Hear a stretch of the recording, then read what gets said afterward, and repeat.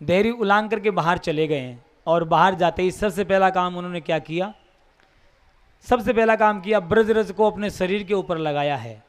और जो ब्रजरज को शरीर पे लगा करके और वहाँ का जो कीचड़ वगैरह है उसको शरीर पे लेप करके बड़े आनंद से भगवान उसके उस ब्रजरज का आनंद ले रहे हैं।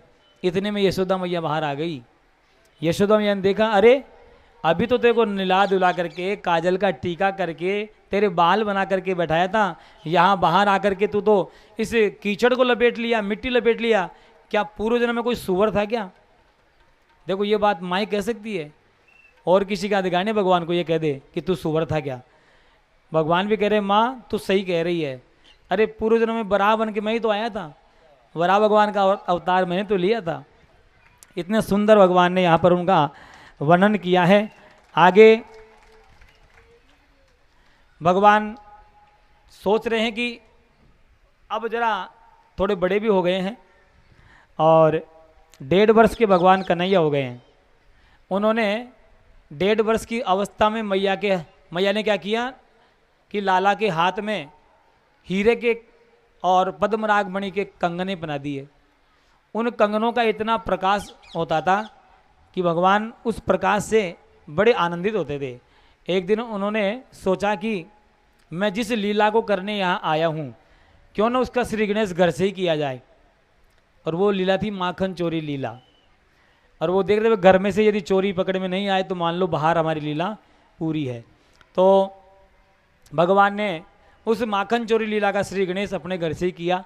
और घर में जाकर जहाँ माखन रखा था वहाँ चोरी करके खा रहे थे। यशोदा मैया आ गई, बोले लाला चोरी से माखन खा रहा है।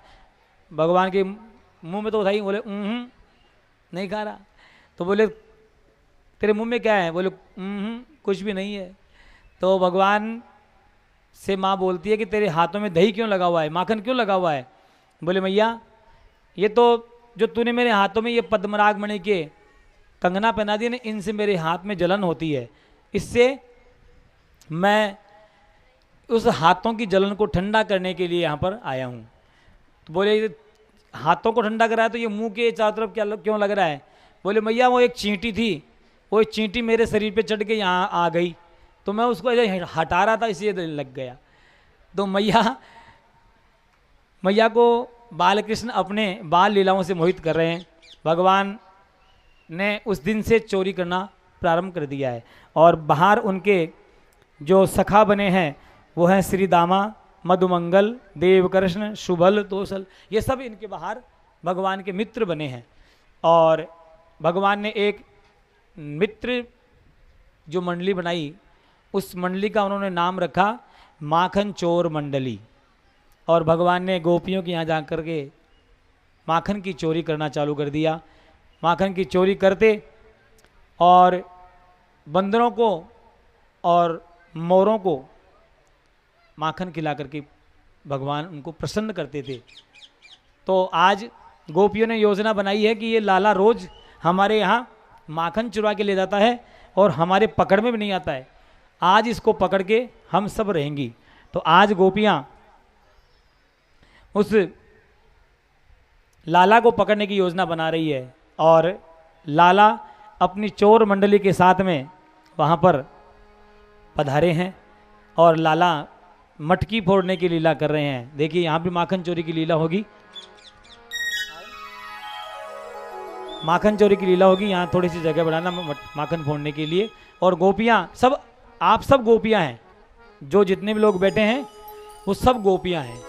और ऐसा माने कि भगवान कृष्ण हमारे यहाँ माखन चुराने आ रहे हैं तो हम भी भगवान श्री कृष्ण को माखन चोरी से रोकें। वो गोपियाँ चाहती तो सब यही थी कि हमारे घर में आकर के माखन चुराएं, लेकिन यहाँ भगवान लीला में कह रहे हैं कि मटकी नहीं फोड़ना चाहती थी गोपियाँ। तो गोपियाँ भगवान बाल कृष्ण को जब वो मटकी फोड़ने के जा रहे थे माखन चोरी करने के लिए तो गोपियाँ कह रही हैं हो तो हिकाहू दिन हाथ लगाए दूंगी, तो हिकाहू दिन हाथ लगाए दूंगी, मत फोड़े दही की मटकी तो है